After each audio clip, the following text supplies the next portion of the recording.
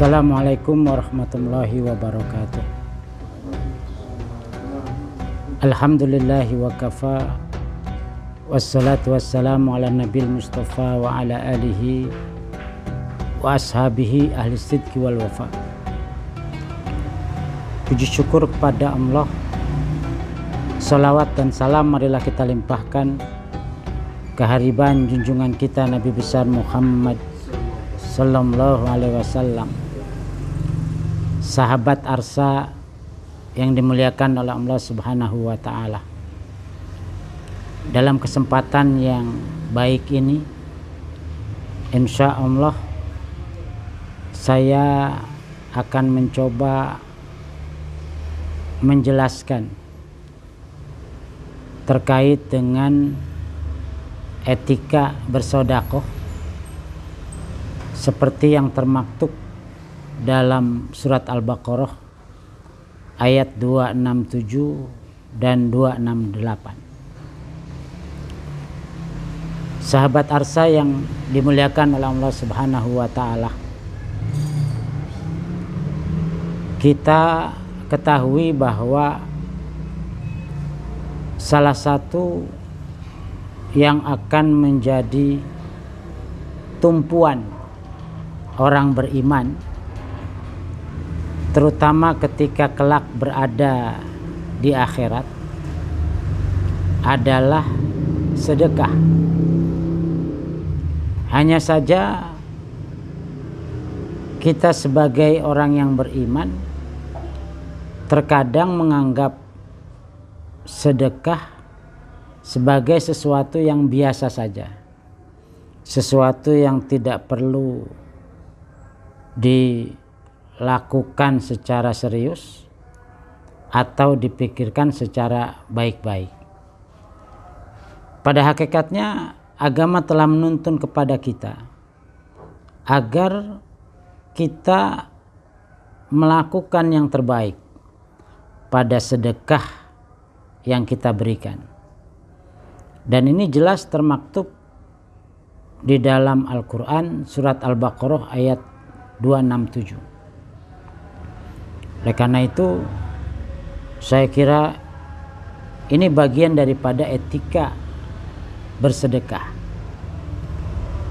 Dalam 267 surat Al-Baqarah itu Allah Subhanahu wa taala berfirman, ya ayyuhalladzina amanu anfiqu min thayyibati ma kasabtum.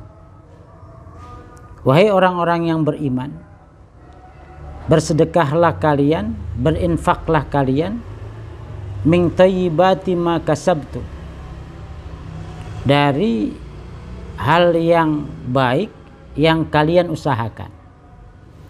Artinya ketika kalian bersedekah, kalian berinfak, maka infaklah dengan sesuatu yang terbaik.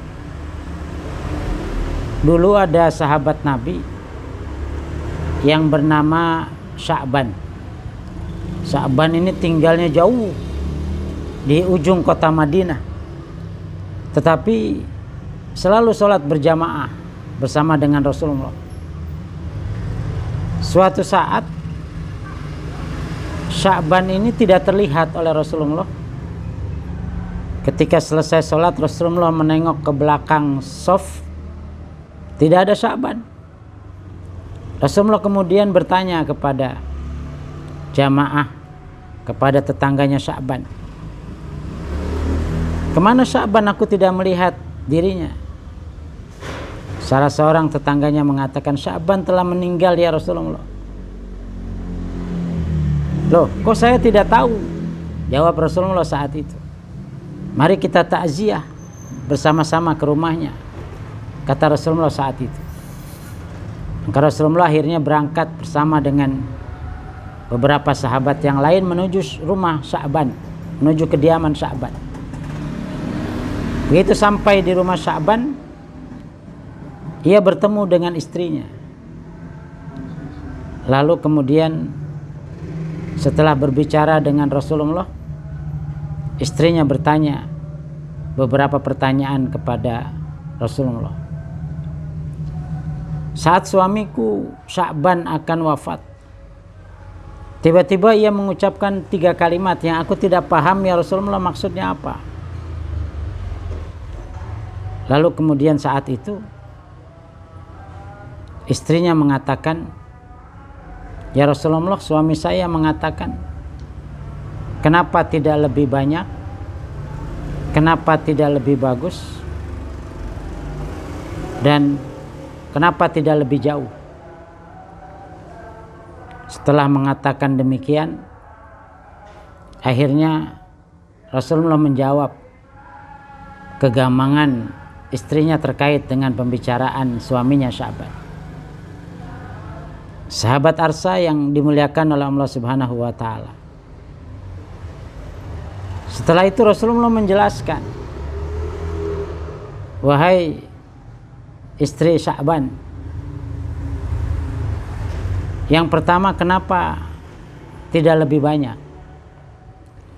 Saat itu Rasulullah mengatakan Sya'ban itu saat akan meninggal dunia diperlihatkan oleh Allah bahwa sedekahnya, infaknya selama ini itu tidak terlalu banyak. Padahal saat ia akan wafat diperlihatkan oleh Allah ternyata sangat besar sekali pahalanya infak, apalagi kalau infak itu diberikan dengan jumlah yang banyak.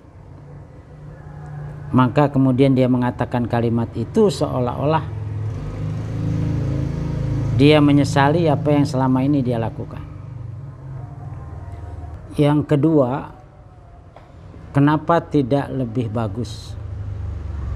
Saat itu sesungguhnya Sya'ban sudah sering sedekah. Cuma ketika Allah perlihatkan kepadanya pahala yang sangat besar ketika seseorang sedekah dengan barang yang bagus, ada sedikit penyesalan dalam dirinya. Kenapa dahulu ketika masih berada di dunia tidak sedekah selalu dengan barang-barang yang bagus. Dan yang terakhir adalah kenapa tidak lebih jauh, karena Sya'ban ini ahli berjamaah. Dia ingin berjamaah dari jarak yang lebih jauh lagi, padahal saat itu rumahnya sudah jauh. Karena dia menyesal juga dengan melihat demikian besar pahala orang yang berjamaah. Jadi kalau kita merenungi, memahami konteks bersedekah yang dikeluhkan oleh Sya'ban, terlihat bahwa ternyata memang sedekah itu harus dengan barang yang bagus. Dan itu perintah Quran demikian. Lalu lanjutan ayatnya itu, wa mimma akhrajna lakum minal ardh. Kalau profesi kita sebagai seorang petani, maka yang kita sedekahkan itu adalah hasil pertanian yang terbaik. Dan dalam tafsir Jalalain itu dikemukakan bahwa ternyata asbabun nuzul itu, asbabun nuzul ayat ini adalah ketika para petani di kota Madinah saat itu, karena Rasulullah juga memiliki sahabat yang mereka senantiasa berada di masjid yang disebut dengan Ashabus Suffah, di mana mereka ini adalah orang-orang yang memang selalu di masjid. Mereka tidak berdagang di pasar, tidak bekerja. Mereka hanya orang-orang yang berada di masjid saja.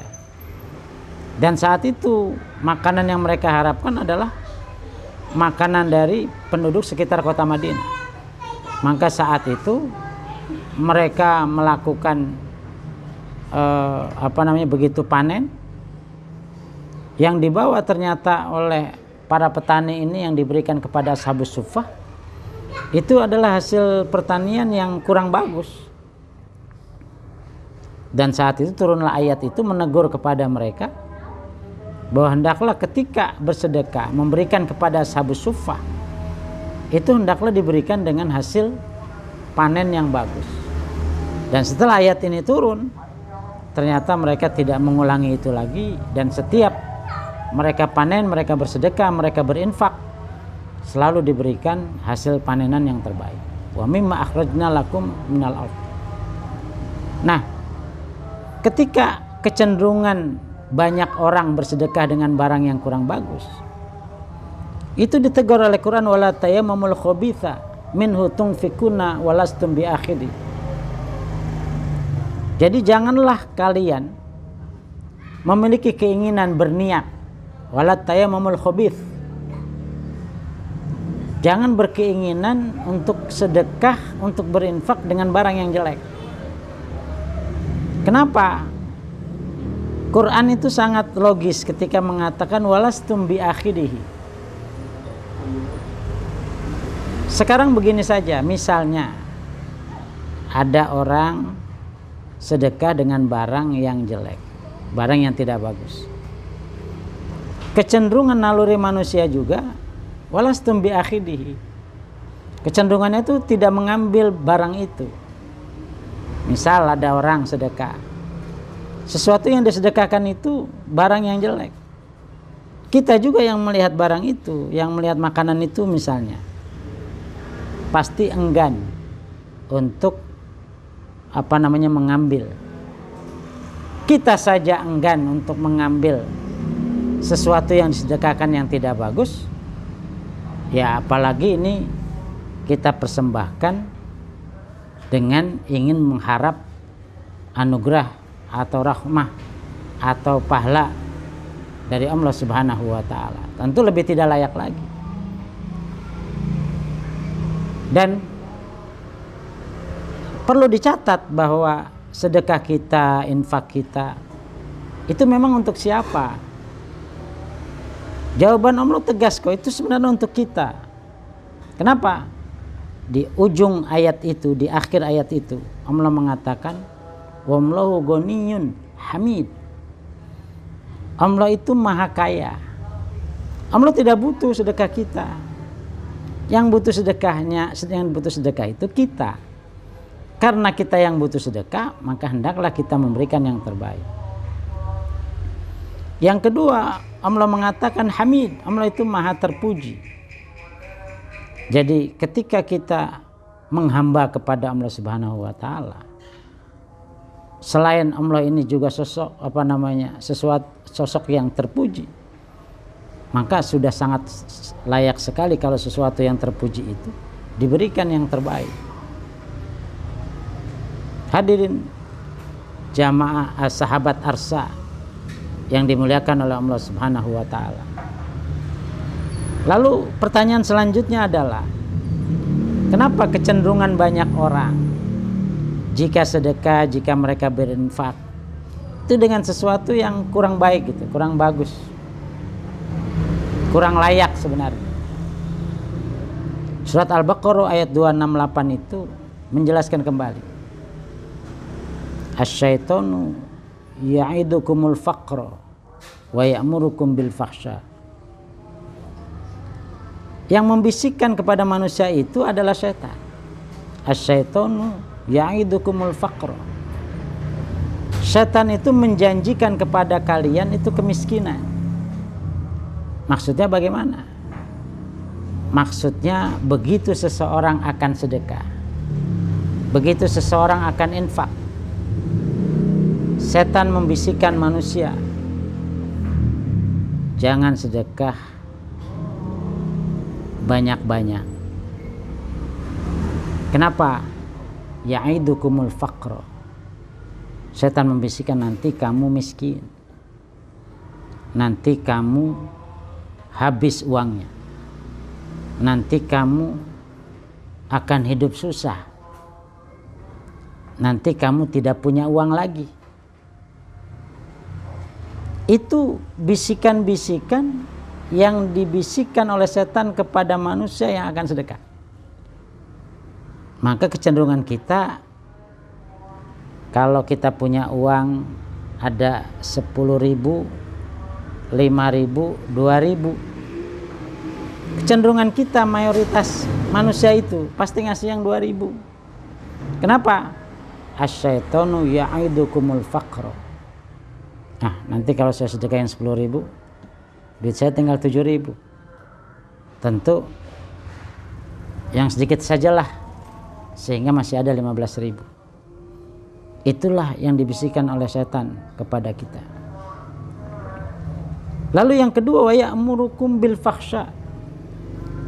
Kata Imam Jalalain, yang dimaksud dengan fakhsya di situ ay bil bukhli. Maksudnya memerintahkan kepada kalian itu untuk bersifat kikir.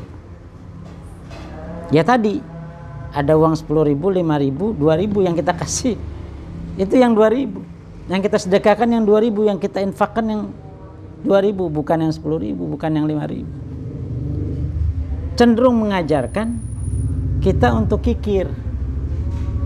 Padahal harta yang kita miliki yang tidak berisiko, bahkan yang cenderung memberikan manfaat kepada kita, itu adalah harta yang kita sedekahkan. Kenapa kita cenderung memberikan yang sedikit, tidak memberikan yang banyak? Karena memang setan selalu membisiki kita untuk kita berlaku kikir. Padahal Rasulullah SAW sudah mengingatkan kepada kita,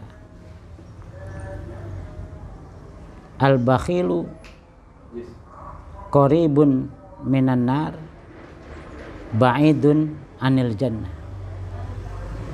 Orang yang kikir itu lebih dekat atau mendekati neraka dan jauh dari surga. Oleh karena itu kita harus menang, harus bisa mengalahkan bisikan setan ini. Kita harus ingat kepada janji Allah. Di situ Allah menjelaskan kalau setan asyaitanu ya'idukumul faqra wa ya'murukum bil fakhsya wa la ya'idukum maghfiratan minhu wa fadla. Allah menjanjikan kepada orang yang sedekah, ketika dia sedekahnya banyak, ketika dia sedekahnya dengan sesuatu yang bagus, itu dijanjikan oleh Allah maghfiratan. Dijanjikan oleh Allah ampunan.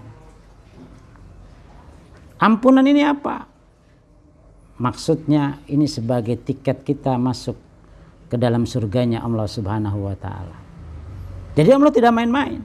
Menjanjikan orang yang sedekah itu adalah mudahnya atau menjadikan kita mudah masuk ke dalam surganya Allah Subhanahu wa taala. Yang kedua, wa fadla. Dalam tafsir Jalalain itu dikatakan bahwa yang dimaksud dengan al-fadla itu ay khalfan. Maksudnya adalah ganti. Ketika kita sedekah, Allah Subhanahu wa taala akan mengganti apa yang kita sudah sedekahkan. Loh, jangan kita pahami juga yang dimaksud dengan ganti ini hanya berupa materi. Allah mengganti sedekah kita itu dengan sesuatu yang beragam. Bisa jadi kita diberikan keselamatan, keluarga kita diberikan keselamatan, anak-anak kita diberikan keselamatan. Ganti dari sedekah kita bisa saja Allah Subhanahu wa taala menjadikan anak, istri kita, keluarga kita senantiasa sehat walafiat. Bisa jadi Allah menggantinya, menjadikan keluarga kita keluarga yang soleh-solehah, keluarga yang sakinah mawaddah warahmah, diberikan kesehatan. Itu macam-macam yang disebut dengan khalfan itu. Jadi jangan dipahami secara materi saja, tapi bisa jadi dipahami kepada yang lain. Ada satu kisah itu. Jadi satu saat ada orang yang memang takdirnya sesungguhnya akan meninggal. Ya Allah ini kan menetapkan sesuatu sesuai dengan qada dan qadarnya. Nah, oleh karena itu pada akhirnya ketetapan yang Allah tetapkan ini sesungguhnya bisa berubah dengan doa. Dan doa yang dipanjatkan ini sesungguhnya terkait dengan kisah tadi itu. Ada seseorang yang dia sesungguhnya akan wafat tadi itu, tiba-tiba dia suatu pagi dia melihat ada anak kucing. Anak kucing ini dia melihat kasihan, dia belikan susu, dia kasih minum, lalu dia berdoa, wahai anak-anak kucing, tolong panjangkan usia saya. Dan saat itu Allah mendengar doa yang bersangkutan. Akhirnya yang dia secara qada dan qadarnya itu akan wafat, Allah panjangkan usianya. Nah, itu yang disebut dengan la yaruddul qada illa du'a, bahwa tidak ada yang bisa menolak takdir Allah, qadanya Allah, kecuali doa. Oleh karena itu, maka sesungguhnya apa yang kita sudah tetapkan, yang kita sudah lakukan, pada hakikatnya adalah semuanya semata-mata karena Allah, dan kita tidak boleh terpedaya oleh bisikan syaitan. Itu barangkali yang bisa saya sampaikan. Sekali lagi bahwa hendaklah dalam bersedekah kita harus memperhatikan kualitas dan kuantitas sedekah kita sesuai dengan firman Allah Al-Baqarah 267-268. Demikianlah saya akhiri, wallahul muwaffiq ila aqwamit thariq. Assalamualaikum warahmatullahi wabarakatuh. Waalaikumsalam.